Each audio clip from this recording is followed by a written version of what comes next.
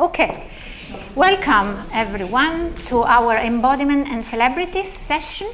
We start with a person I'm really pleased to have here, Jed Wentz, whose presentation is titled Diving into the Whirlpool, Co-Creating a Declamatorium with Bernhard Henrik Lulofs. 1787-1849. And Jed will be performing for part of his presentation and will be accompanied by our own Maureen Gallia.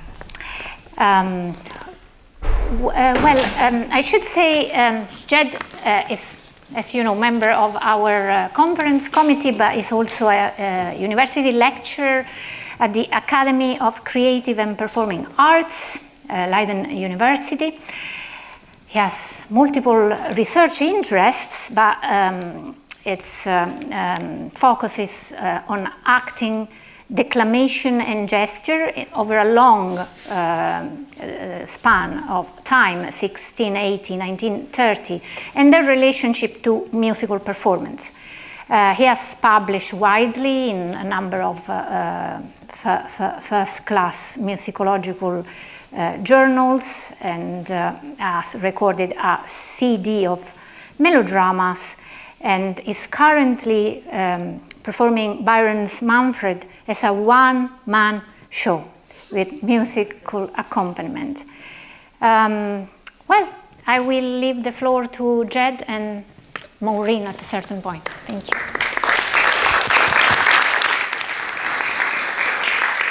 Thank you very much. It may seem incongruous that at a conference devoted to celebrity, I stand poised to deliver a paper exploring the career and practices of someone of whom you undoubtedly have never heard. A man, moreover, who was famed for his work in a genre that is currently forgotten and in a language that few of you understand. But, pace, dear friends, celebrity is not my main theme today. I seek not to plot the course of Bernhard Henrik Lulofs' public renown, but rather to wrestle with that which made him famous, his voice. Like all of us impassioned scholars, I am driven in my choices by the desire to share this fascinating material with you. However, there is something more, a deeper layer. The strong sense, born during my recent engagement with Dutch declamatory sources, that Anglophone theatre studies has tended to concentrate almost exclusively, when examining the European past, on French and British practices. Now, this is perfectly acceptable and even highly logical. Scholars should certainly work on the topics that interest them and for which they have the requisite skills. Language, cultural affinity, etc. They also need to ferret out and follow the richest sources, and there are many wonderful sources in French and English about the glittering stages of London and Paris.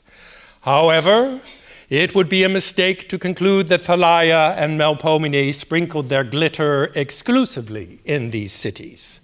The cumulative nature of much scholarship, as one researcher builds on the work of another, ought not to result in a narrowed vision or lack of interest in what was happening outside of the theatrical capitals of Europe.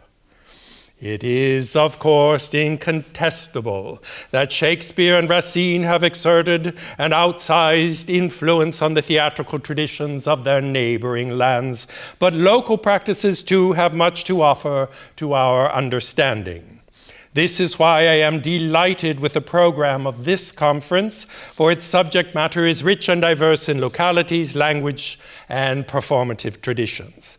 Therefore, as I set out to introduce you to the practices of a celebrity of a northern province of the Netherlands, a place off the map for many of you, let us bear in mind that the muses speak eloquently, poetically, touchingly, enthusiastically in minority languages as well, and even in languages that may seem guttural and harsh to unaccustomed and uncomprehending ears. This elaborate introduction serves to prepare us for the poetic language of Schiller's ballad Der Taucher, in Dutch De Duiker, or in English The Diver, of which, with the assistance of Maureen Gallia at the piano, I will perform a short section at the close of my lecture. By melodrama, I here mean a spoken delivery accompanied by music. Please see your handouts for Dutch and English versions of Schiller's text.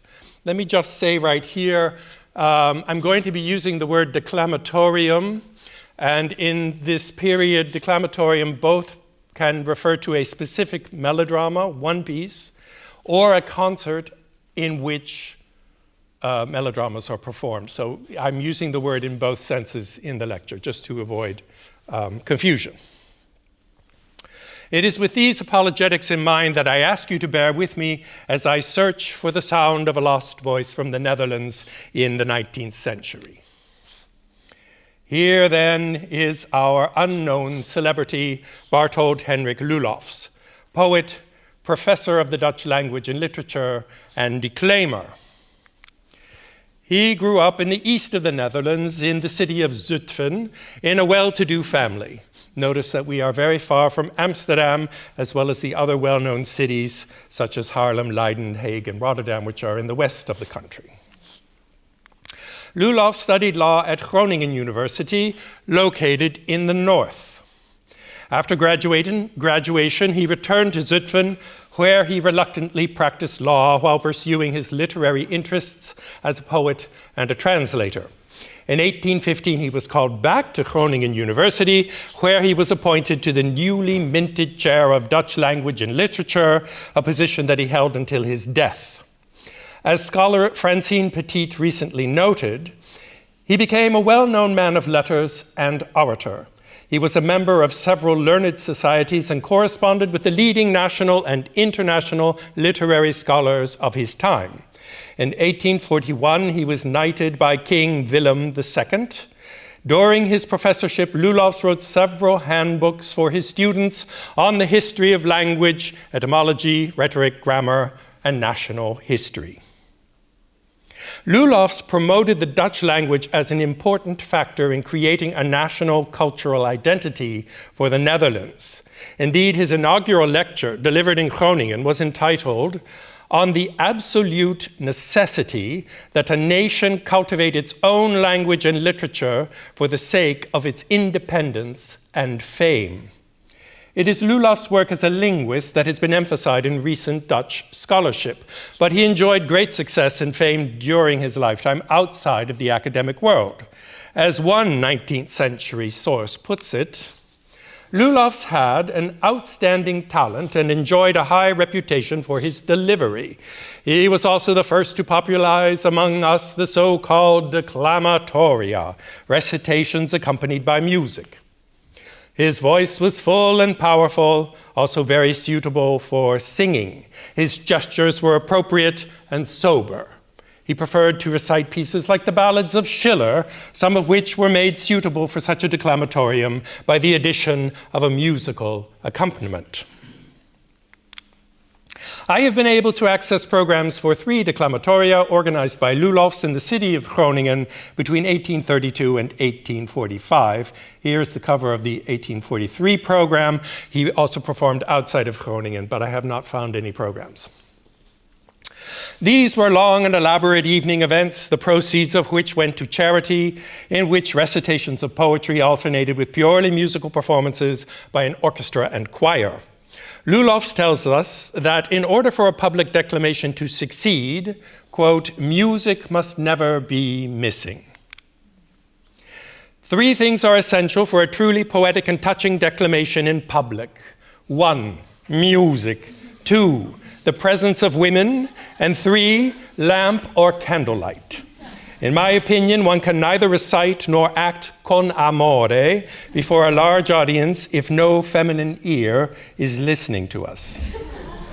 As these were evening events, I can only imagine that the declamatoria indeed were atmospherically lit, and we can be sure that women too were present. The 1832 program book informs us that One is kindly requested to refrain from standing in the central aisle of the auditorium during the declamation. The ladies are also politely requested to remove large hats or whatever else these may be, in order to obstruct as little as possible those sitting behind them. In this way, by means of small accommodations, complaints made during the last declamatorium can be prevented. Indeed, several newspaper reviews, while remarking on how overcrowded these performances were, with people standing in the aisles and hallways, pointed out the popularity Lulofs particularly enjoyed among females. As could be expected, the spacious concert hall was filled to capacity with listeners, including a substantial group of women, so the philanthropic goal of the evening, which the highly gifted declaimer served with his exceptional talents, will be reached and one's hopes fulfilled. The event raised 476 florins for the Women's Society, a charitable organization that supported the poor. If we examine the extant program books for Lulofs' declamatoria, we can see that he declaimed in Dutch, French, and German, and The Diver. These two works were specifically mentioned by Lulofs in his 1848 treatise on declamation, where he writes, "Unusually suitable for performance at a declamatorium are romances, ballads, and other pieces for which music has been intentionally composed, such as, for instance, The Journey to the Foundry and The Diver." I found this remark intriguing. The melodramatic version of The Journey to the Foundry was composed by Bernhard Anselm Weber around 1808. But I do not know, nor have I been able to locate, a melodramatic setting of The Diver. It was set in the original German, Der Taucher, as a song by Franz Schubert and published in 1831. At first, I thought Lulofs must have performed Schiller's poem, accompanied by an arrangement of Schubert's music. However, subsequent research revealed he had already performed the ballad in his own translation, De Duiker, in 1830, a year before Schubert's Der Taucher was published. And here's the title page of that translation.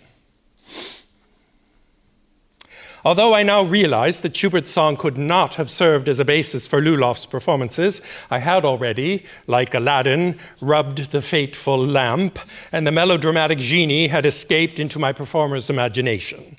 Could I refashion Schubert's music into an accompaniment for Lulofs' translation of Schiller's poem? An artistic research project was born. Not only would my attempt to do so offer me insights gained through trial and error into what kind of musical accompaniment best serves the declaimer, but I could also, as a later step, compare my own melodic choices as an orator to Schubert's notation for singers, and in so doing reflect on the close relationship between speaking and singing in this period. As a final step, I could perform this Schiller, Schubert, Lulofs, Wentz version of De Duiker on a declamatorium of my own, based on the programs Lulofs had been so successful with in order to bring this lost genre back to life. I will not go into great technical detail here about how I transformed Schubert's song into a melodrama, but I do think it worth mentioning that my starting point was only to use as much music as would aid the delivery of the text. I did not attempt to fit in every possible fragment of Schubert's music, but rather prioritized the text over the score. I took as my model a melodrama that Franz Liszt had composed in the 1850s based on the ballad Lenore by Gottfried August Bürger. Liszt's setting is masterful and gives the declaimer the opportunity to speak the words musically and expressively. Here you can see the opening of Liszt's score. After a mere 2-bar introduction, he allows the reciter to establish the context of the ballad by speaking 12 lines of poetry uninterruptedly. And what you see here is on the left, the German, and on the right, the French translation, which is much shorter. And this is just another indication that translation and adaptation in this genre was very, very typical in this period. In order to achieve a similar effect, I cut out a good deal of Schubert's music that accompanies the opening verses of Der Taucher so that I can freely declaim 12 lines of Schiller's text before the piano re-enters. This is just one example of how I used existing melodramas as models to help me create a score for De Duiker. So now we have an intellectual and artistic context, and we have a score to perform. But something yet is missing. Lulof's voice. And how, I hear you asking, can one recover a lost voice? It is quite clear to me, at least, that one cannot. I said at the beginning of my paper that I was searching for Lulof's voice. I do so without any expectation of ever finding it. And even if by some unforeseen miracle I could hear a recording of what Lulof's actually had sounded like, I would still have to declaim with my own voice and could never declaim with his. He himself wrote that, quote, every person has his own voice just as everyone has their own face, end quote. I just want to make clear that I have no illusions about the impossibility at a distance of 200 years of recovering that which had actually made Lulofs famous. That said, I do have a lot of material to help me carry out the search. Contemporary accounts describe various aspects of Lulof's declamation, and he himself left voluminous writings about the use of the voice in oratory, including, luckily for me, those peculiar to the genre of the declamatorium that was his specialty. As a general introduction, let me present you with a long passage from the 1843 treatise on declamation. Although one can recite beautifully without being an experienced musician, I would maintain that in order to succeed in all kinds of oratory, one needs to A, possess something of a musical ear, B, possess some amount of taste and feeling for music, and C, not be devoid of all aptitude for singing. Actually, only if one has at least a bit of a musical ear and a certain degree of receptivity that allows one to be struck, and the verb also means touched, struck or touched, by the melody of the tones, is one capable of giving one's voice that correct and harmonious variety of pitches high and low, of loudness and softness, of quickness and slowness, which it so very much needs every instant if it is to correspond properly to that which is being recited, and not become a monotonous bellow. Only those with some talent for song shall gain that cantus oscurior, as Cicero calls it, into which declamation, especially in poetry, must smoothly glide during moving and striking passages, just as on the other hand, some strong songs, such as romances and lieder, should be sung in a half-reciting manner. Now to the crux. In short, a declaimer sometimes must be a half-singer, and a really excellent singer a half-declaimer. It is clear from this that Lulofs was in favor of that very musical manner of reciting which one finds described in many European oratorical sources from this period, and indeed, Lulofs mentions treatises by Larive, Sheridan, Walker, and Engel, demonstrating his knowledge of French, English, and German sources. This musical approach required the speaker to have at least a receptivity to, if not training in, music so that he could properly distinguish and employ the pitches of his voice. In order to hear the pitches, a sustained vocal production was required. The flowing sequence of the oratorical pitches was based on the natural melodies of everyday speech, but made more artful and expressive. The musicality of the speaking voice was, however, more limited in range than that of the singing voice. The highest or lowest tones of song, which for each of the different voice types can sometimes well exceed 2 octaves, are, with only few exceptions, never used in speaking, which, according to Professor Johannes Kinker, the voice rarely climbs above or sinks below the range of a fifth. Here, Lulofs speaks of the interval of a fifth being the basic range for speech. This was indeed a traditional take, one that goes back at least as far as Dionysius of Halicarnassus, A small vocal range was prescribed for simple oratory and for preaching in the church and pleading at the bar.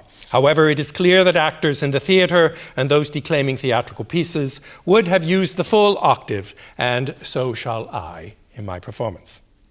Now, although we know that he was praised by his contemporaries for his restraint and good taste in declamation, Lulofs himself confessed to having, in one specific case, embraced a moment of performative transgression while reciting a passage from Racine's Phèdre, in order to paint a horrifying scream with his voice. This too has influenced my performance of De Duiker. There is in fact a scream of horror in the excerpt which I am about to perform, and so I will take inspiration from Lulofs' transgression and go into falsetto myself. Pitch, however, was not everything. Rhythm was another musical component which the declaimer had to use skillfully, particularly in reciting poetry. Just how much and how regularly to emphasize the pulse of the meter in a line of poetry has been and still is, of course, a matter of contention. Lulofs wants the meter to be felt. He makes clear that enjambments must be made when the sense of the lines demands it, but he does not approve of a free declamatory style. I never consider the declamation of any poetic meter whatsoever to be praiseworthy that makes us entirely forget that we are hearing verse, and which jumbles up the lines so wildly that in the end one recognizes nothing at all of the rhyme or meter. That is called diversifying verse. That is called breaking verse on the wheel. That is called snuffing out all the music in verse. While I will do my best to make rhythm and meter audible, I have at a few points taken inspiration from Schubert's setting and will declaim more rhythmically than I would normally if the recitation were without music. This is a bit of artistic license on my part, which I hope will marry up the music and the declamation. Let me, in closing, just point out that Lulofs' translation makes use of the sound of the Dutch language to paint the hissing, slapping, and thundering of the whirlpool's waters to great effect. I just want to show one passage that offers particularly rich opportunities for declaiming with word painting. In this passage, I jump up in pitch 3 times, followed by a rapid glissando downwards, which vocal ornament is immediately echoed by the falling arpeggio in Schubert's music, all of which paints the violence of the terrifying whirlpool. So let's have a quick look. In this phrase, which is much more colorful in Lulofs' translation than in the English version, which you can find in your handout, the turbulence of the maelstrom into which our hapless diver will plunge is described. So you see the text, dreunt, loeit het, en raast het, en huilt het van onder, which means it booms, it roars, it rages, it howls from the depths. Here I will paint each word, putting Schubert's music on hold until I have expressed the violence of the sea as best I can. Maureen.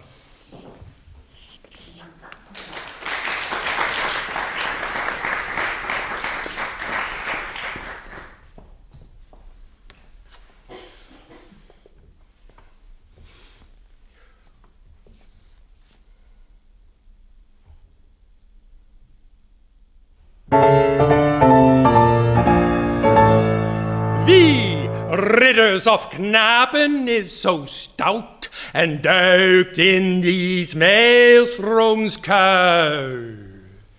Ziet, ik werp in zijn golven dien beker van goud. Verzwogen reeds heeft hem de zwarte muil. Doet iemand den beker mij weer aanschouwen? Hij zij hem geschonken, hij mag hem behouden. De koning spreekt het en werpt van de rots, die steil zonder groei en bloei wijd uitsteekt boven het barige klots, den beker in de Charybdis geloei. Waar is de stoutaard? Ik vraag het weder, die duikt in deze huilende koken neder.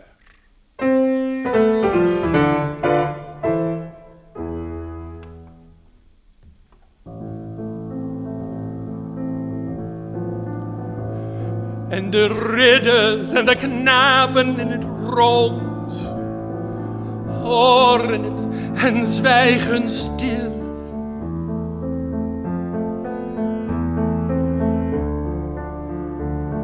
Staren in druisfrons grijnzende mond, maar geen die den beker winnen wil.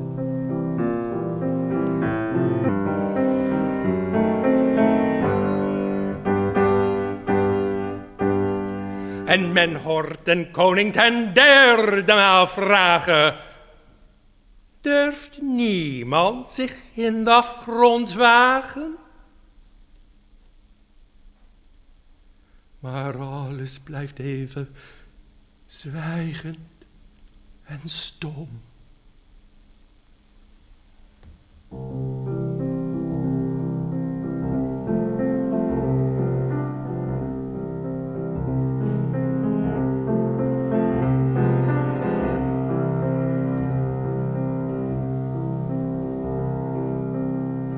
En een edelknecht, minnig en fier, treedt uit de knapen bloot en drom en werpt mantel weg en bandelier.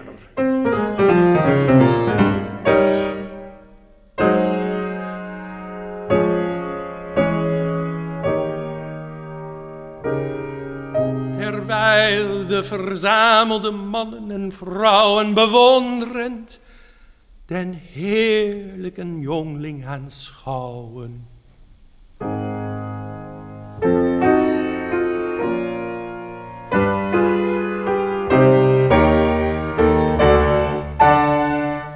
En als hij treedt aan den gloei der rots en neerkijkt in 's afgronds muil,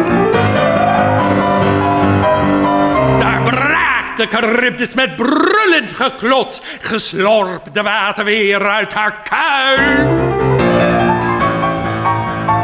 En kraken gelijk van ver en donder dreunt, loeit het en raast het en huilt het van onder.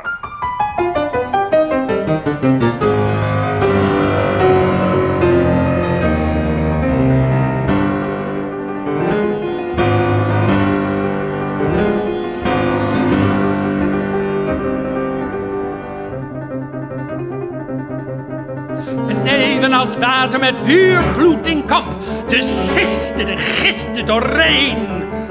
En het schuim stuift ten hemel in dwarlende damp, een eindeloos noordgolf over golven heen. En er rust niet van borrelen en wellen en braken. Als stuurde de zee nog een zee uit haar kaken.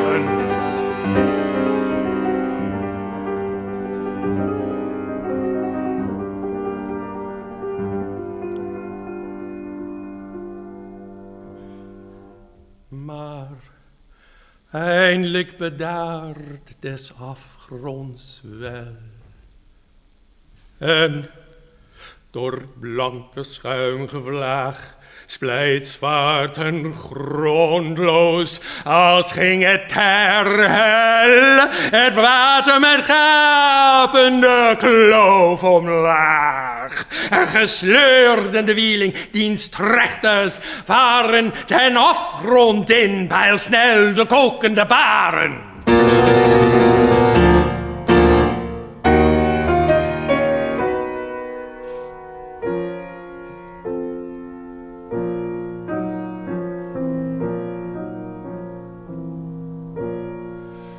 De jongling beveelt zich thans ijlings aan God, het barren opnieuws begin. En ach, wat angstkreet bejammert zijn lot, reeds zwoog hem de vratige dwaalvloed in. En met 's waters blauwe sluier onthogen, verdwijnt hij geheimvol uit ieders ogen.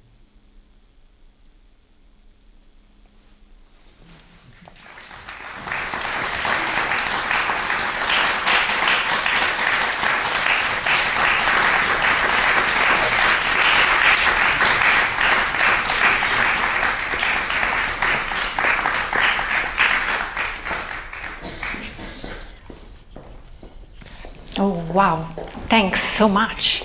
This was spectacular. We are so full of life after this. Well, I'm sure we will have a lot of questions, but that's for later. So hold them in your mind or write them down. I'm going to introduce the next speaker, Hanna Chorell, who is a doctoral researcher at the Sibelius Academy, the University of the Arts in Helsinki, and will defend her thesis in 2025. So in September 22nd. Wow, okay, very close. Good luck with that, Hanna. As a researcher, she is interested in art song performance practice, the singing voice, gender equality in classical music culture, but she has another life as a performer, as a soprano, with a different name, Hanna Rantala. And she has performed a lot in major opera houses, Finnish National Opera and the Royal Danish Opera, over 30 long and short roles, so really impressive. Her paper that she is, I should have set the scene a bit better. Her paper is titled Opera Singers' Agency and Performance of Femininity and Artistic Research. And let's welcome Hanna.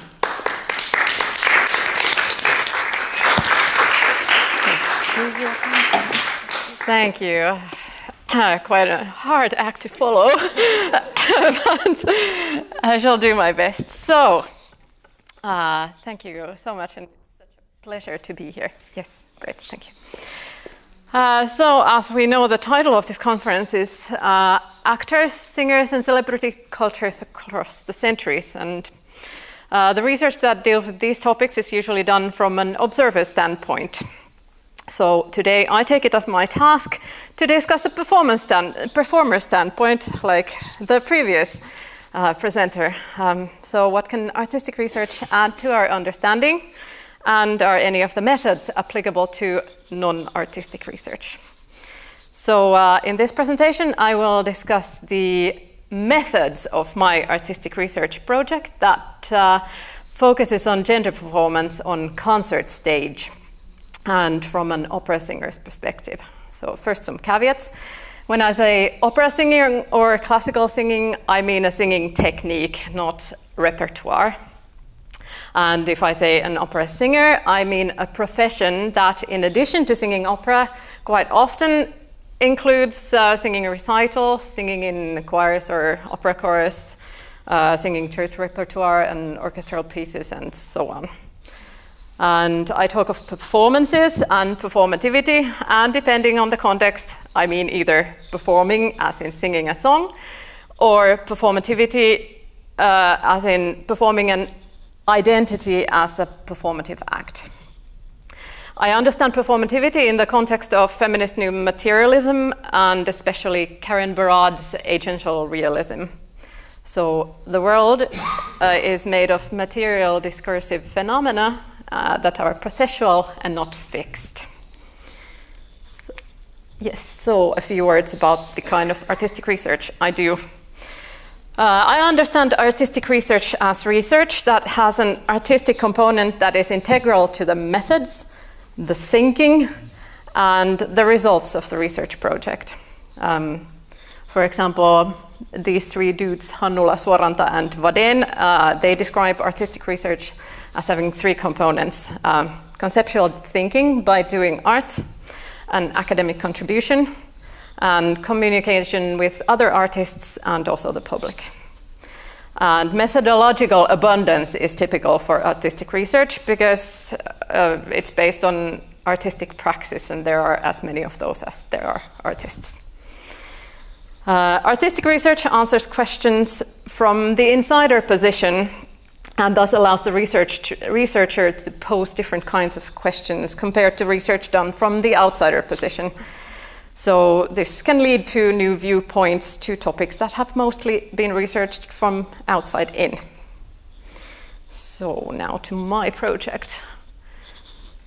So as we heard, I am an opera singer, not a celebrity, but nonetheless someone who makes a living by singing opera.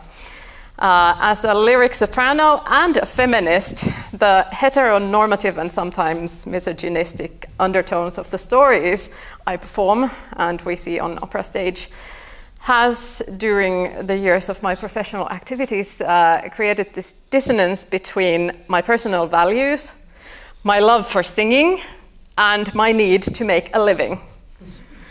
So this dissonance was the starting point of my research.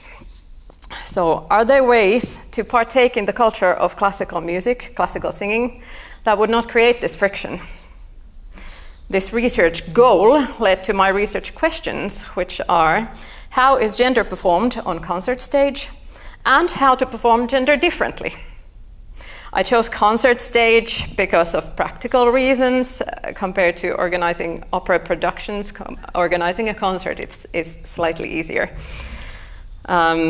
And also, concerts allow greater artistic freedom than opera productions.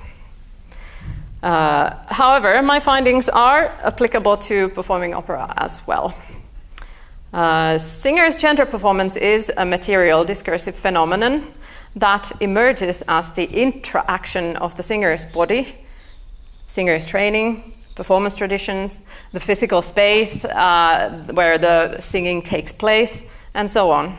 So if we want to understand how gender is performed and how to perform differently, we need to consider all these different aspects of the performance. My research consisted of 4 concerts and 2 peer-reviewed articles. And in addition to the concerts and articles, the main results of my research are artistic and analytic research methods. So drawing from new materialist ontology, Roland Barthes's theories of the voice, some feminist musicology, and Philip Auslander's concept of musical persona, I was able to identify what I think are the 3 main parameters of a singer's gender performance on concert stage, and I was also able to develop new artistic research methods to perform gender differently. And these also in part helped me to put my findings into words. So I'll start with the artistic methods and then go through my analytical method. There. First, Barthesian singing is an artistic method I devised based on Roland Barthes's concept of genosong, phenosong, and the grain of the voice. These concepts describe listeners' experience of singing. Barthesian singing turns them into an artistic method for singers. The gist of it is that all singing can be placed to a continuum that has genosong in one end and phenosong in the other. In other words, the meaning-making of singing can be either text-based, as in phenosong, or it can emphasize the body, as in genosong. Neither one can be found in its pure form because there are no such things as unembodied immaterial singing or total detachment from language. It is, however, useful for a singer to recognize the elements that affect meaning-making. So, in order to phenosing, a singer can draw attention to the meanings of the text by artistic choices that don't bring the body to the fore. These are, for example, minimal body movements, no vocal tricks, like portamento or different sort of vocal effects, that distract attention from the text.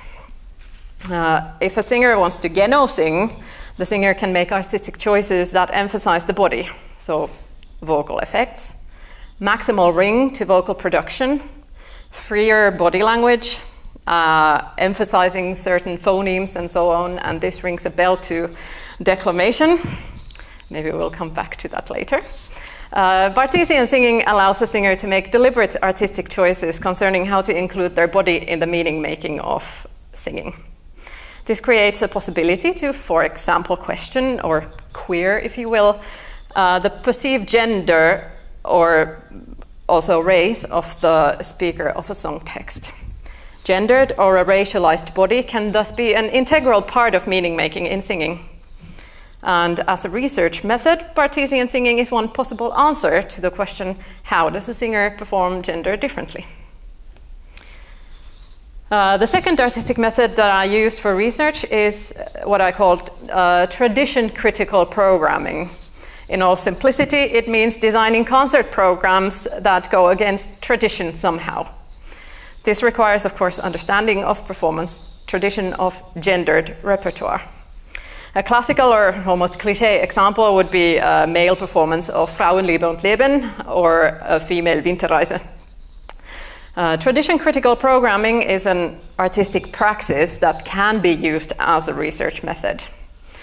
To answer questions of gender performance, one must first understand what kind of gender performances the performance tradition suggests.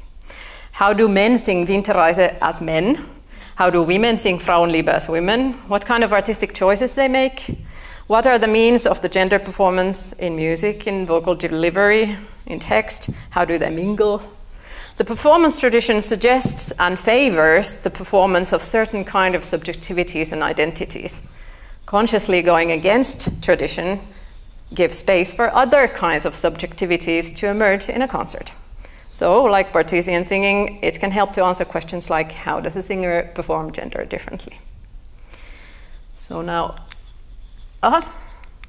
there. They were in the wrong order. I should probably have figured out some fancy name for this method, but I didn't. So the starting point for analysis was to recognize that there are, I think, three main parameters of a singer's gender performance. I suggest they are fictional character or role constructed in the score, 2, gendered performance traditions, and 3, vocal gender performances. Well, Western art music is a score-based practice. Thus, the score is an important factor of gender performances in singing. Whether we perform against the score or with it, we have a relationship to it. The root of feminist musicology is in analyzing how gender is constructed in the score, so it's a very useful reference in artistic research as well. In the score, the protagonists of songs and roles in operas are gendered fictional characters. When a singer performs, they must make artistic choices on how to perform and embody said fictional characters. In a score-based practice, some of the artistic choices are pre-given. The author of the text has chosen the words, and the composer has chosen the music. So, for example, in one of my articles, I used Brahms' song Von ewiger Liebe as an example. The poem has 3 speakers, the narrator, the boy, and the girl, and Brahms has composed quite different kind of music for each. Except that the narrator and the boy, they are both in the same key, same minor key, and they are somehow related to each other. But when we come to the girl's music, it's very different and it changes meter also. So this is an artistic choice that Brahms has already made, and the singer has to somehow relate to that. Gendered performance traditions include concert attire, body language, and so on and so on. These are not restricted only to concert stage, but they are found in everyday life. We all perform our gender with our clothes, the way we choose to wear our hair, how much makeup we wear, how we interact with other people with our bodies, how much space we take, and what status we communicate with our posture, and so on. As we know from many a feminist thinker, gendered social norms affect all of these, and thus they become part of performance traditions as well. These traditions are not fixed, but they change over time. For example, I think it is more common nowadays to see female singers perform in a concert wearing trousers and not an evening gown than it was, let's say, 20 years ago.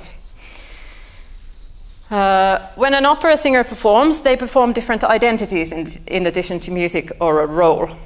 In his article, Musical Personae, Philipp Auslander suggests that what musicians really do is a performance of an identity, which he calls musical persona.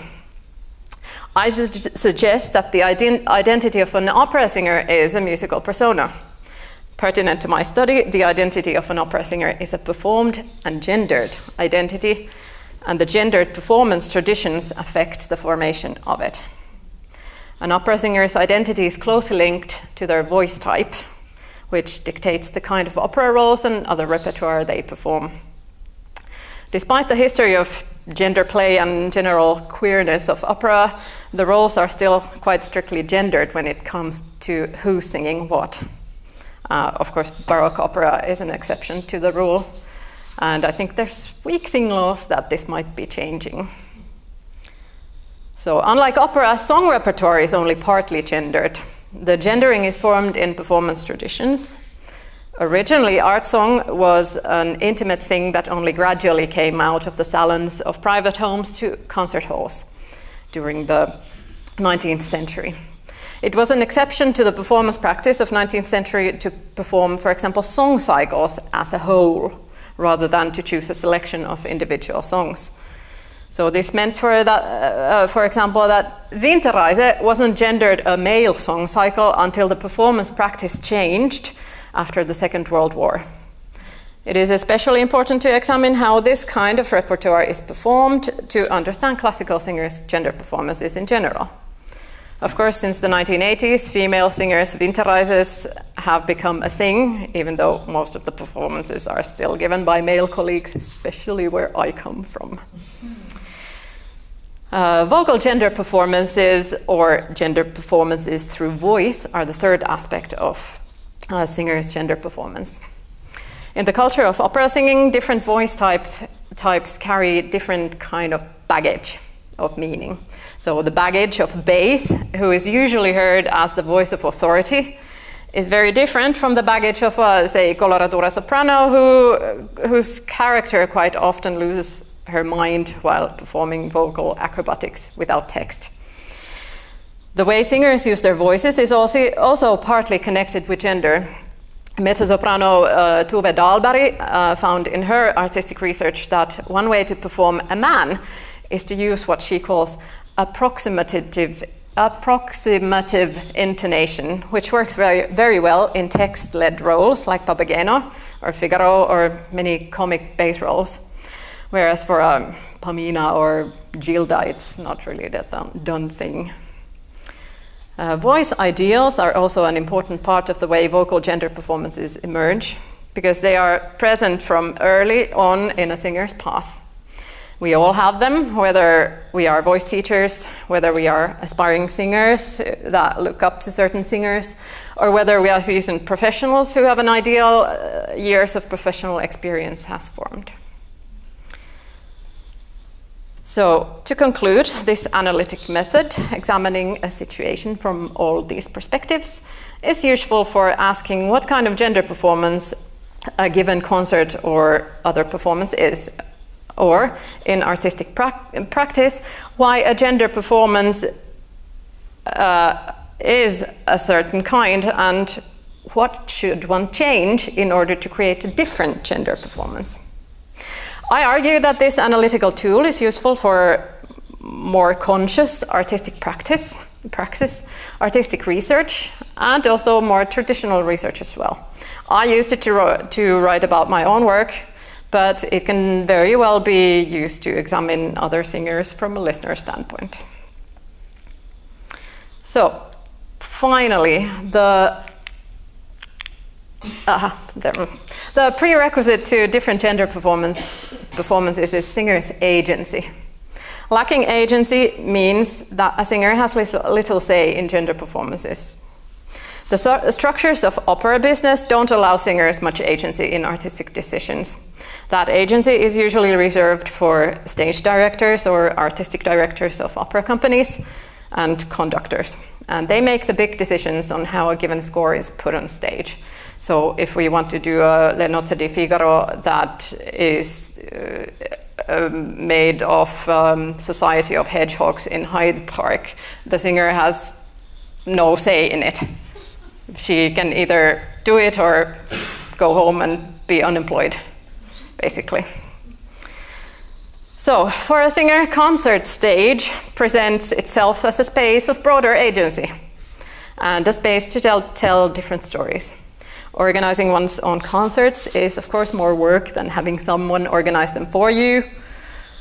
Not conforming to the tradition is more work. Research, analyzing, writing, doing a doctoral project is more work.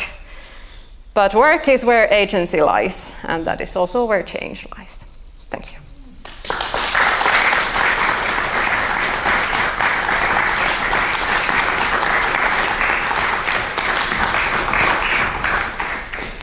Thank you. Thanks, Hanna. Our next and last speaker for this session is Hippolyte Broud, who is a second-year PhD candidate at the University of Exeter under the supervision of Professor Konstantinos Toumaitis. I should say he also got 2 master's degrees from the London Royal Central School of Speech and Drama.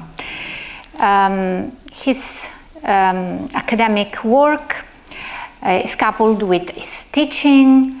He teaches voice and speech at Cours Cochet de la Veine in Paris. He's co-artistic director of the company Inflexion, and the company has just presented their first performance at Camden People's Theatre in London, which I missed, unfortunately. I will prepare your PowerPoint. Yes. Yeah. And here is his presentation.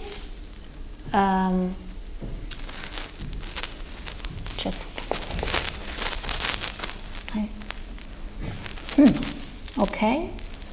Just a second. The archive speaks back towards a trans-historical vocal practice. Yep. Thank you. Alors, tuk. Let me just see if it works. Voilà. Eh ben alors, tac. Oh, how can I? Ah yes, here it is. Yes, both.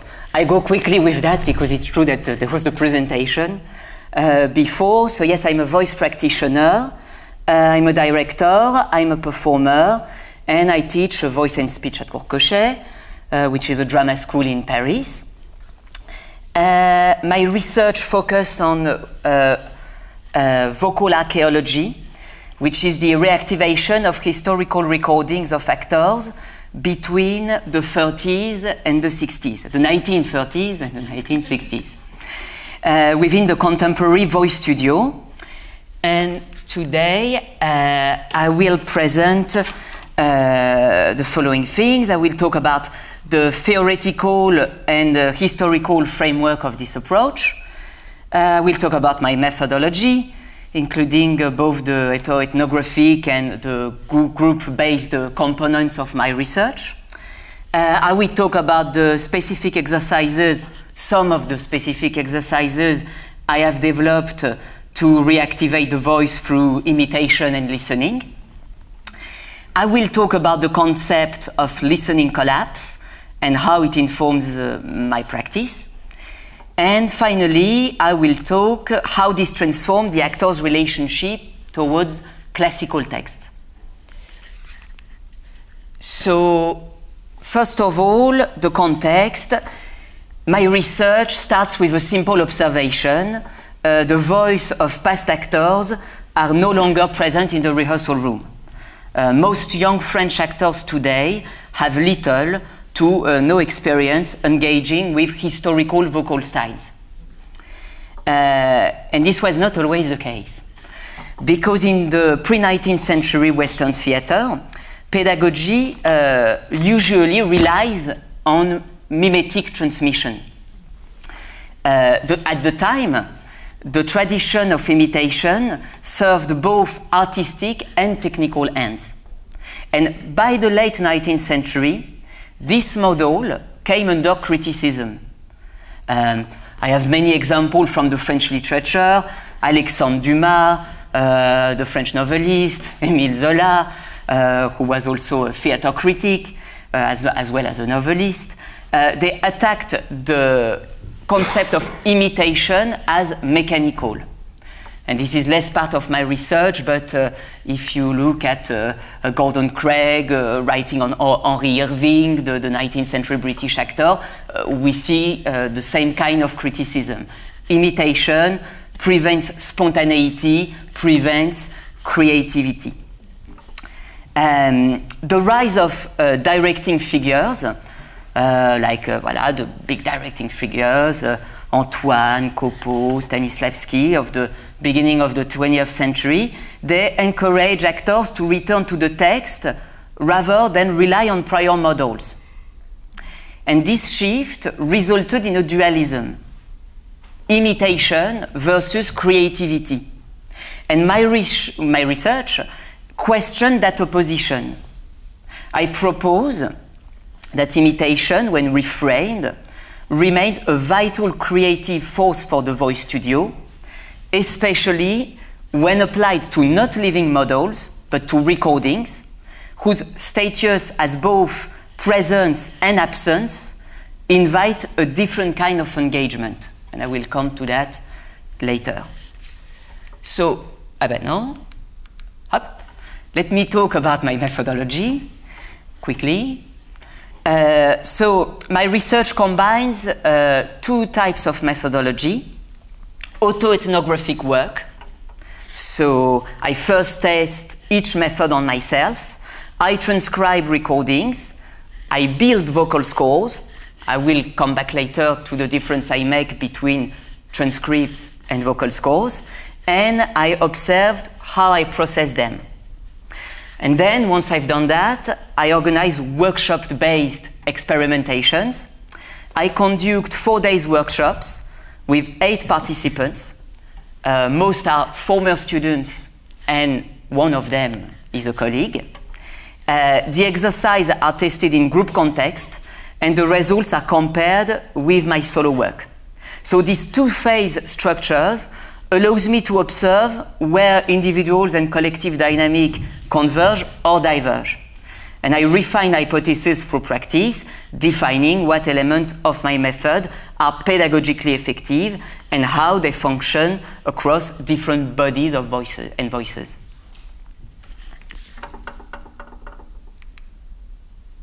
No? Voilà. So, the first thing I'm going to talk is reactivating the imprint, imitations, and scores. In my first workshop that I did in June 24, that I did in June 24, we work with 2 recordings of the same monologue. The monologue of La Cassette from L'Avare of Molière, the Miser, one by Charles Dulin and one by Jean Villard, who are 2 famous French actors from the second half of the 20th century. And the goal was to explore not just the text, but the vocal imprint left by the 2 actors.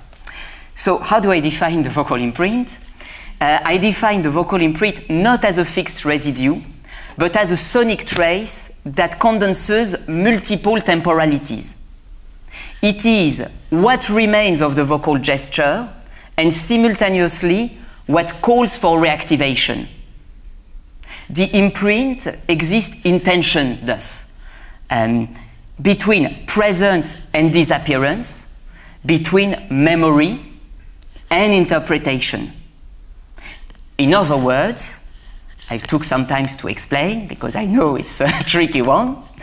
It is a sonic memory that offers itself only through performance and that only becomes meaningful when embodied anew.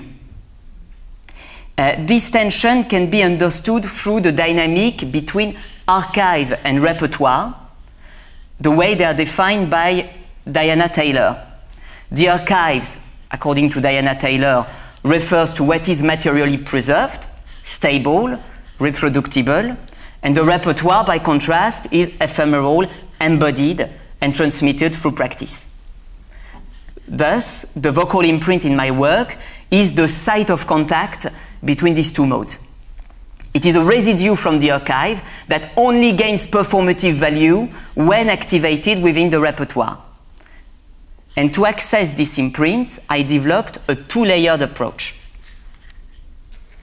So, first, I created a transcript, a detailed annotation of what was heard in the recordings, rhythmic patterns, pauses, dynamics, and breath, and this transcript served to ground the group in a common listening framework. So here are the signs that I used in order to do this transcript. And I did two transcripts, one for myself, and then when I did the workshop, a collective transcript where we all agreed on what we were listening to.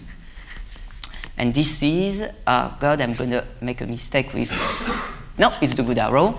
This is an example of the transcript on the first sentences of De Misère, with the voice of Charles Dullin. So then I invited each participant to build a score. Not a rigid score, but a subjective and performative map.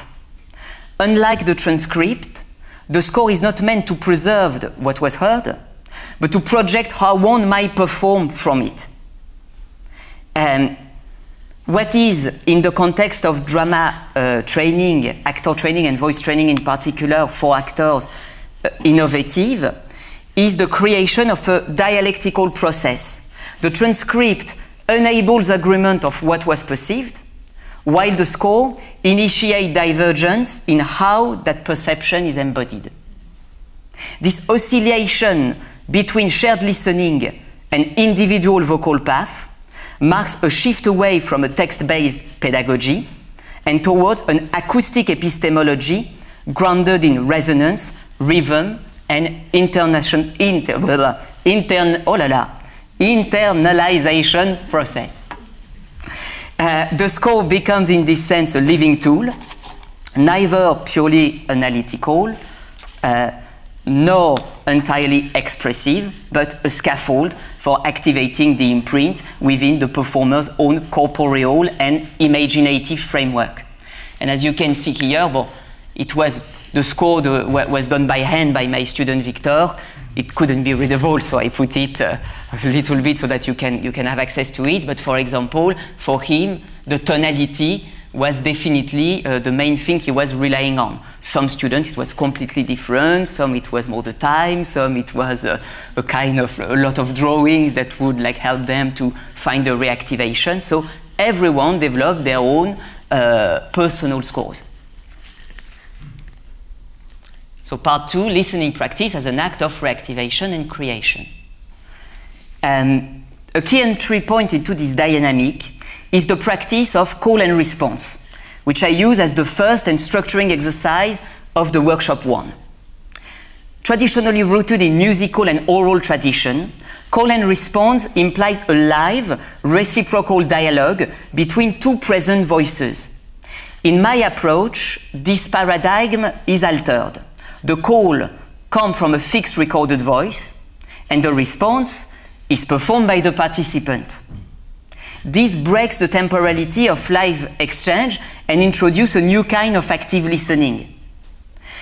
Exercise builds a vital bridge between the body and the archive. What is new in my use of call and response is that it no longer functions as a spontaneous vocal game, but as a ritual of attention to a non-responsive sonic object. The performer must generate presence in the absence of a partner. They must construct a dialogue with a disembodied past voice, keeping the energy and the responsiveness of live exchange without its immediacy. This produces a form of reanimated interaction.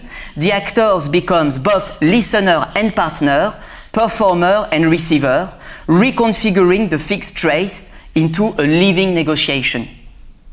This exercise initiates the shift into what Michael Heller called listening collapse, a concept that says that listening collapse, it refers to a fusion of perception and action in which the listener becomes fully embedded in the sonic material. This state is particularly important in navigating the relationship between two dimensions. External voice, the fixed recording, and internal voice, the participant proprioceptive embodied sense of sound. But beyond this technical function, listening collapse is also what allows the imprint to operate in its full depth. It creates the necessary condition for the imprint, understood again as the suspended trace between archive and repertoire, to be perceived and embodied in a way that is not merely mimetic, but performative and generative. In this state, the performer listens not to decode a copy, but to absorb, internalize, and respond. Listening collapse enables a passage from external stimulus to internal resonance, where the imprint begins to live again, not as a repetition, but as a transformation. I'm going to talk now about 3 exercises I developed in this logic. So the first one, lip sync, exercise around lip sync. So yeah, I'm going to explain first and then show you the video after. So in this first exercise, participants are asked to synchronize their lips and gesture with the recording without producing sound. This isolates listening from vocal production and sharpen internal resonance. As the psychoanalyst Edith Lecours writes, the presence or absence of motor activity allows us to distinguish our own sound from an external one. And lip sync becomes thus a way to inhabit the recording before speaking it. So let me show you. Whoop.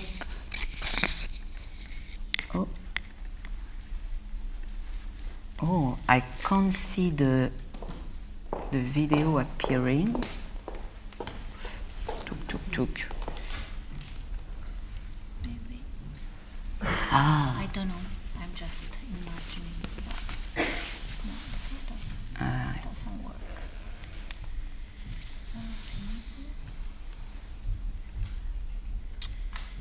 Yes. Here it is. Amazing. Thank you. No, I mean, I don't know if it really works.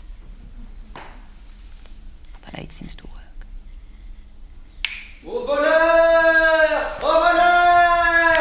Au voleur! À l'assassin! Au meurtrier! Justice! This is the lip sync one, yeah.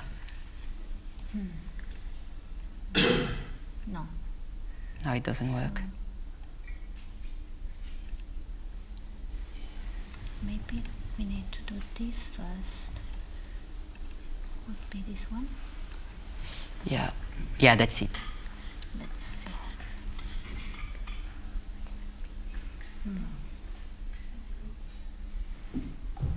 It's not working. It's very weird.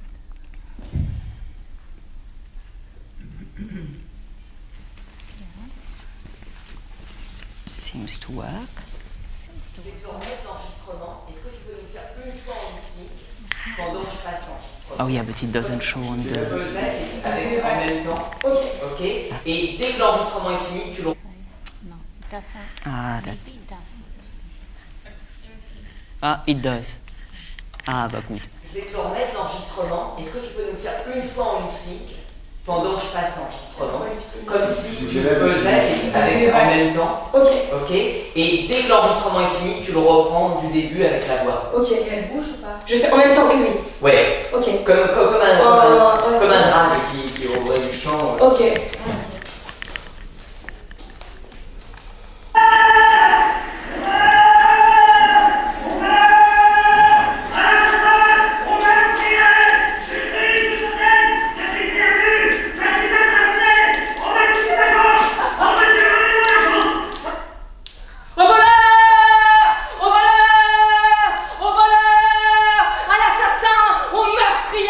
Justice!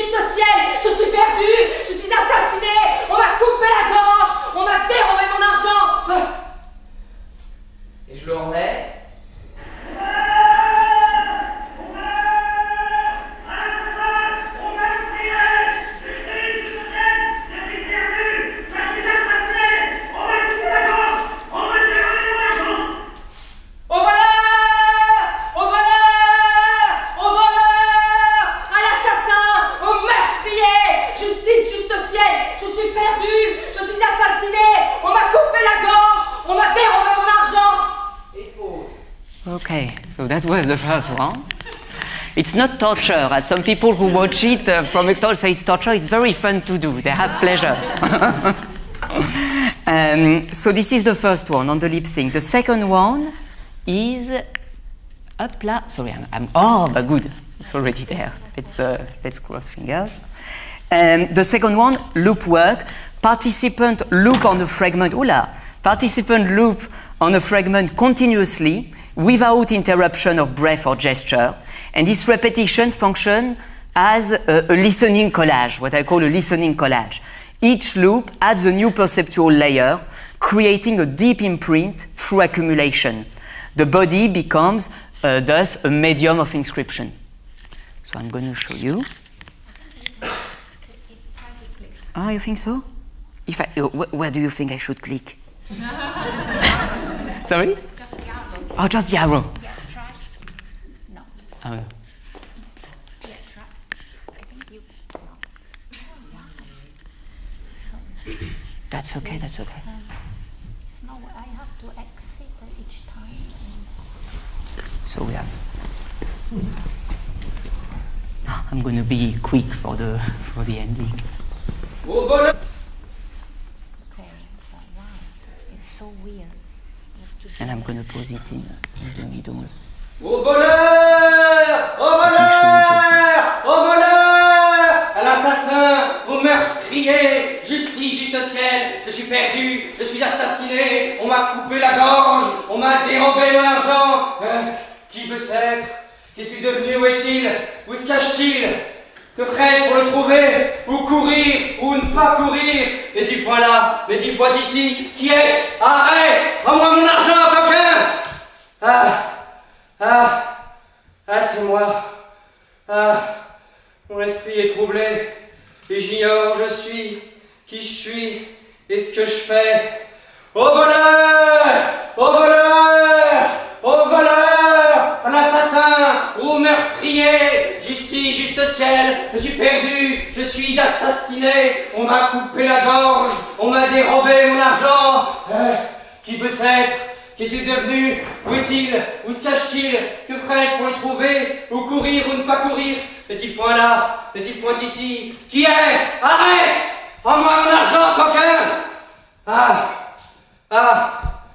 C'est moi.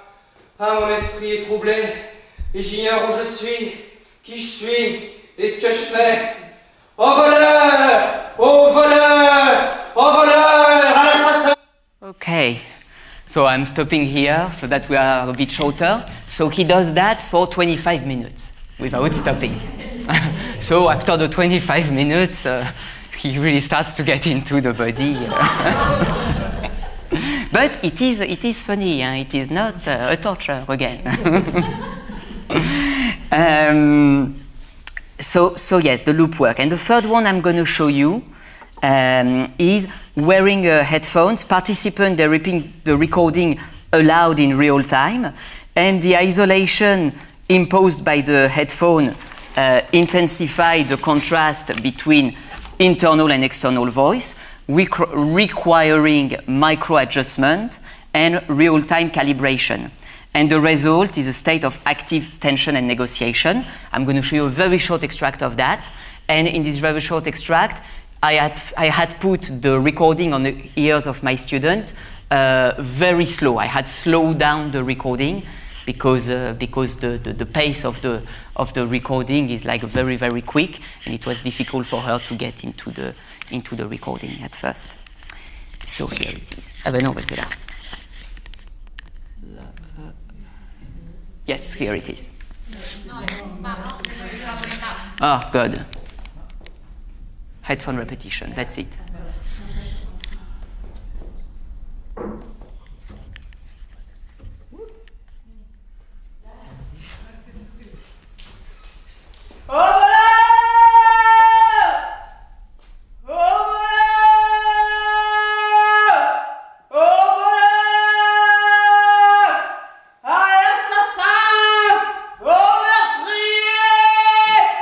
Justice, juste ciel, je suis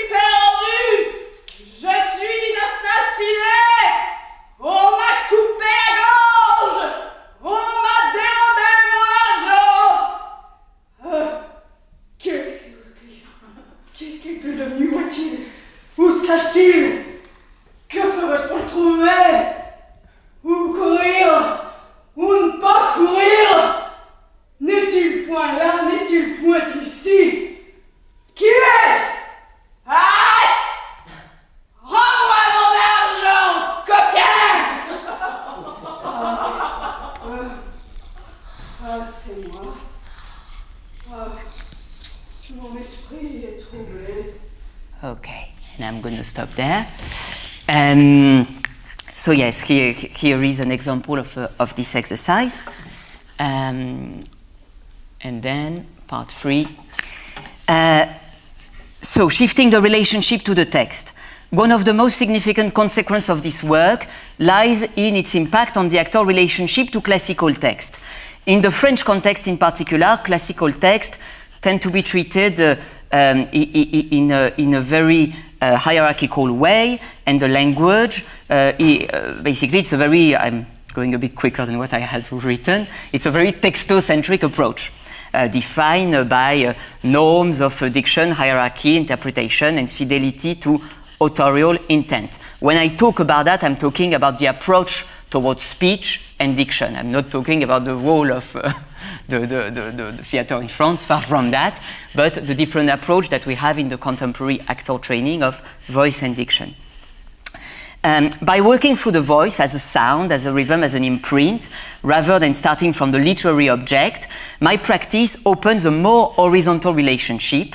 The text becomes a fragment of shared culture, not a monument, and its sonic malleability is foregrounded, and with it, the actor's interpretative agency. The use of transcripts and partition allow us to move beyond a purely textual understanding, and instead of translating silent reading into oral expression, we explore how meaning emerges from acoustic and gestural memory. And in this sense, the repertoire takes precedence over the archive.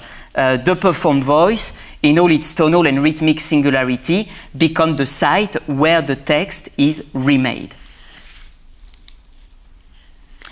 As Deleuze and Guattari suggest, a text does not possess a stable interior. It is made of encounter, flows, and external forces. It is, as Deleuze say, an outside. In its light, performance becomes a mode of inhabiting the text as a living assemblage rather than reciting it as a closed form.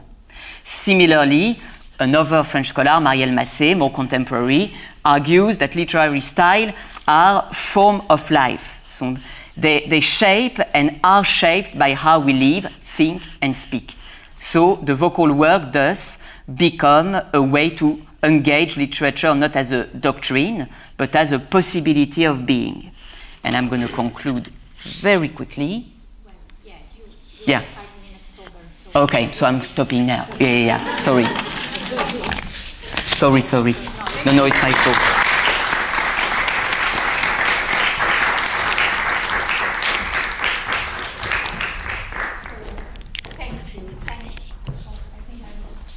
Off. Okay, thanks very much to all our speakers. We have now 5 minutes, which brings us to 3 minutes past 4 for a conversation. No, not 3 minutes past 4. It's 48 now.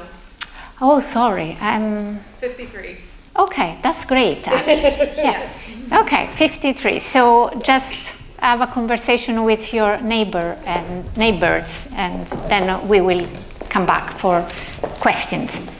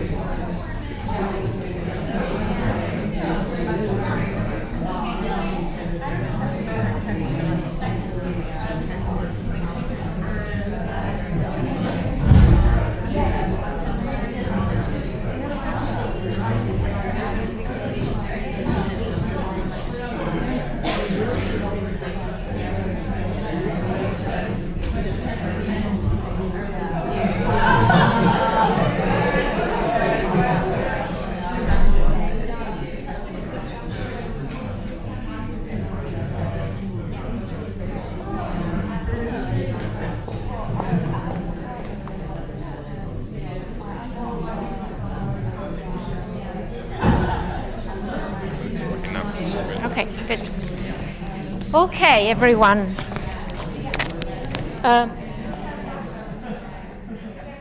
The question time. So, who does want to start with the first question? Yeah. Thank you very much. Thank you very much for a wonderful, energetic panel. I wanted to ask Jed, first of all, about your vocal scores, because I noticed you said that you didn't use all of the Schubert song, yes. But there were points where the meter your meter of your verse corresponded very closely to the rhythm of the song. And so that was the first part of the question. The second part of the question was, why did you choose not to end with declamation and not to end with music? Because she talks about silence. I thought about that. Because of the silence? No? Oh, well, okay, a couple of things. The melodrama, when it first arises, music and, am I not turned on? Music and text never coincide. And as throughout the 19th century, and by the time you get to Pierrot Lunaire, more and more is being notated, including the pitches. So with Koningskinder from Humperdinck and Pierre Lunaire, you actually have pitches more or less being notated. So there is an increasing control of the composer in the genre. And I wanted to sort of be in the middle space where sometimes it overlaps, because Lulofs does talk about that. And in the melodramas where we have the score, like the Journey to the Foundry, I could see how much they were overlapping. But he says a couple of things that are interesting. He says, don't make the reciter count bars. And that is an absolute disaster. When you're reciting and then you're like, is it 5 or is it 7? And then, so you have to go in and out of being an actor, and then suddenly you're counting bars. And he had trouble with that too. So I'm feeling my way, but I'm using models and what he says himself to sort of guide me. Yeah. But the ending, she asked about the ending. So. Well, I had to end somewhere, and I thought I had done enough yelling. I thought it would be nice to end, and that's the moment where he disappears beneath the waves. It's such an awful moment, so I wanted to leave you with an awful moment, basically. I have. Is this really on? Yeah, yes. Okay, I have another question for you, and that is, do you know the work of Marion Wilson Kimber in the States, who's written about The Illusionist, which sounds very similar to this dramatic practice? Yes, I know it exists, but I haven't engaged with it. Okay, so, yeah. okay, because but that's more 20th century, isn't it? 20th century, yes. Right. It's also women. Yes. Yes. So, but a different way of thinking about this, which would be useful. Yes. Thank you. Yeah, just. I had a question for Hanna. Is she? Hi. How would you think of the many trouser roles that we have, and the idea of a castrati who is singing in a feminine voice range, but is playing a masculine figure in terms of opera's relationship to traditional gender roles? Well, that's part of opera being slightly paradoxical, because it's the sort of a play we engage as both performers and audience members, that, okay, we see a woman, we know that mezzo-soprano is a woman, but we have to think that she is a boy here. She's Romeo. Or Cherubino, or Octavian, or... But we don't have it in plays. Yeah. We have it only in opera, right? Yeah. We do. Okay. And it's just, or of course I'm not sure about this, but I don't know. I don't even yeah. know. I'm asking. Yeah. Someone who with a bit more theater background would answer that better. But well, we do have women playing Salesa. Yeah. And there are lots of actual roles. We do have women being only women play a male role. That they were meant to. Yes, that Yeah. it's written for a man, but a woman has done King Lear, for instance. Yeah. A famous actress whose name I can't remember, who died last year. We don't have Glenda Jackson. That's it, Glenda Jackson. Well, that's happening, has happened quite a lot in this country, where women are like singing Winterreise, as you said, or men are singing. You know. But recent. Did it happen in the 19th century? That Yes. women it did. Yes, like Absolutely. 5 years ago. The 18th already. Isn't Shakespeare full of? Yes, Shakespeare has endless. Yeah. Well, it was women were not allowed on the stage in Shakespeare's time, so Maybe it's less confining in our gender roles. all the roles were played by men. Yeah. And it's in opera. I think it's part of opera's kind of gender play, or it's quite queer if you think about it, and it's a bit funny somehow that it's still, on the other hand, we have this gender play thing going on all the time, and also historically, Baroque operas, they are full of, and it didn't matter whether it was a castrato in one night and or a soprano the other night doing the same role, as long as they managed the role. So they weren't so fixed. Whereas nowadays they are quite fixed, or at least in the kind of canonical repertoire, the roles are fixed, like who's singing who. But maybe that's changing because, for example, during COVID there was it was in Chicago, I think they did a Carmen, where Don José was sung by a mezzo-soprano, and they also did. In, was it San Diego or somewhere in California, they did Giannis Kiki, where Giannis Kiki was a mezzo-soprano. And we have... coming in with transgender singers, isn't it? Yeah, we have that also. So things are just slowly changing, I think. We also had a Sondheim play recently in London. Nobody can hear your light. We also had recently in London a play by Stephen Sondheim, which I can't remember the name of the play, maybe you'd remember, where he wrote it as a man, as the main character, but it was done as a woman. Was it called Friends? Something like that. Anyway, it actually didn't make much difference, but it was very interesting that it was a woman who was left alone, rather than a man who was left alone, and then all her friends come around and help, or his friends come around and help, and it was just another take on it, giving the role to another gender.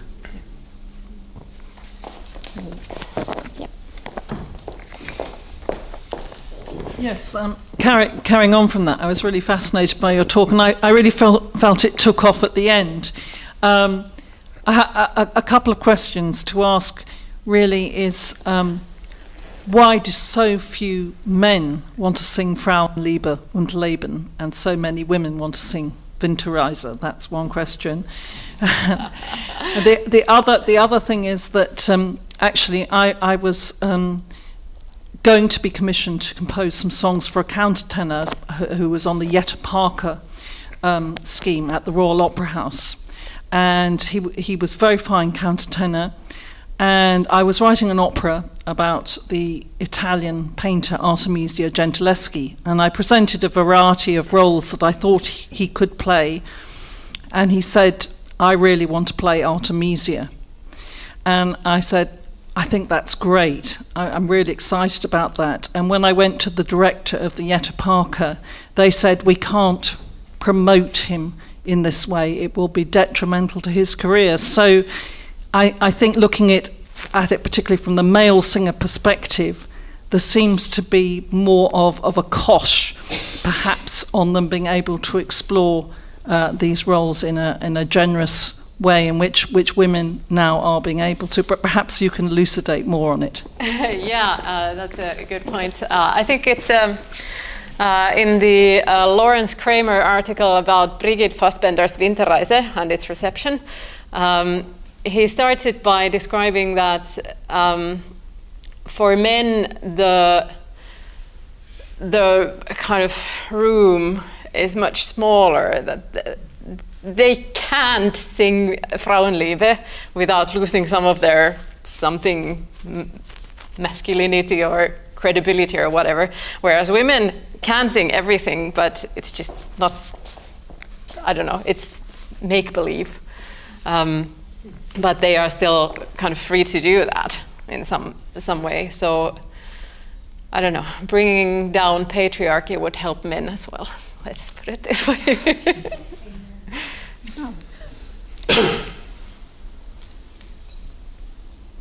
Any other question? Yeah.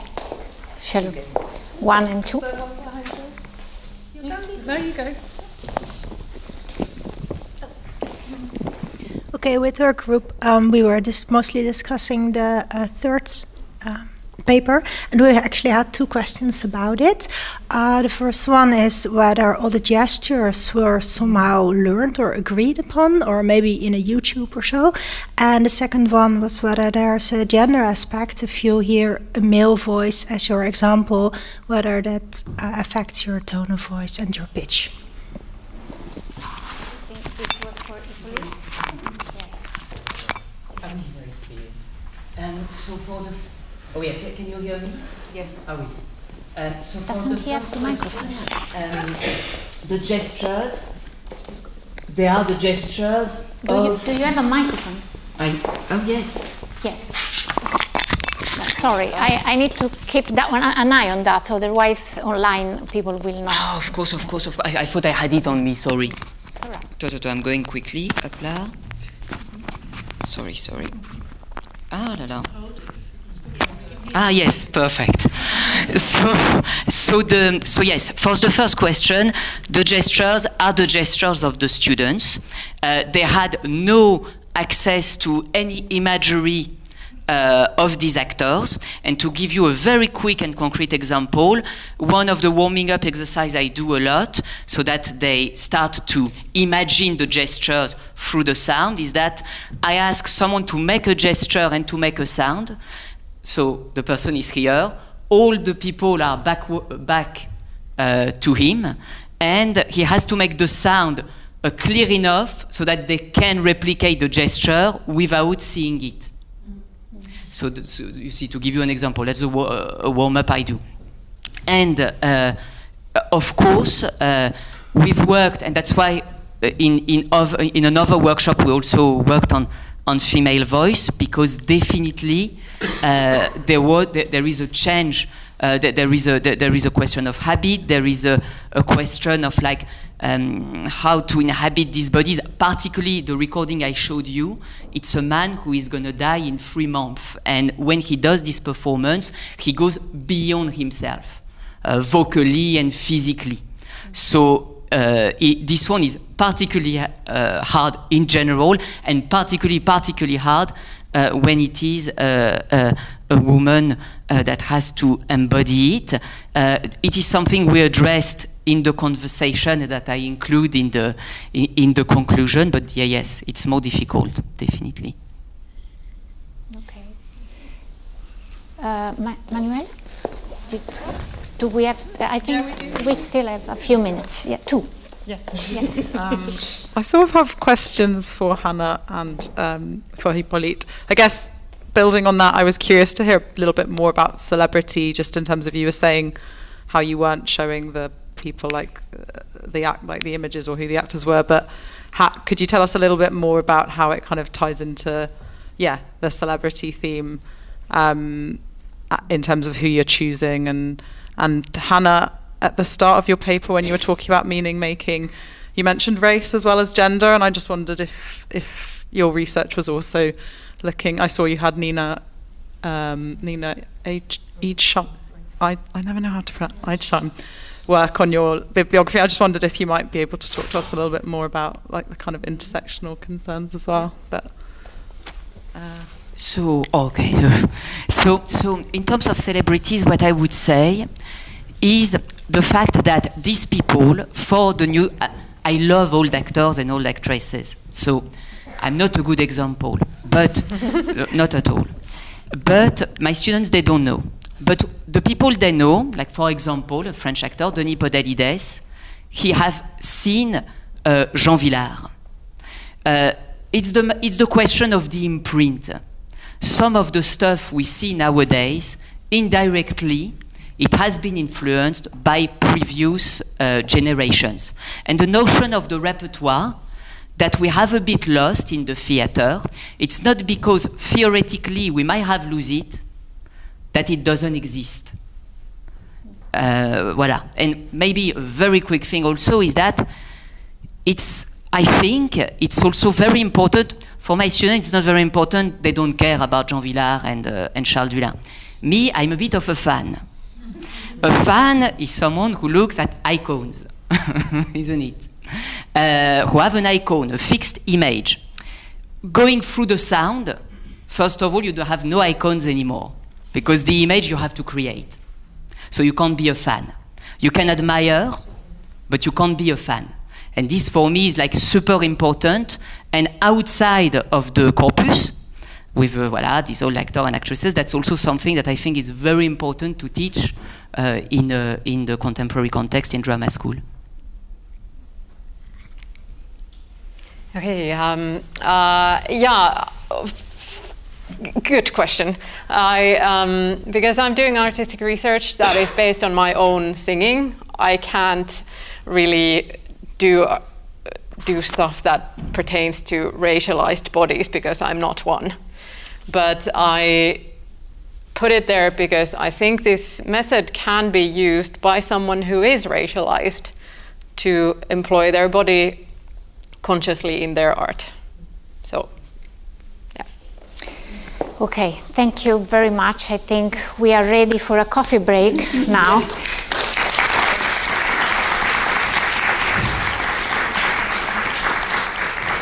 We come back in half an hour.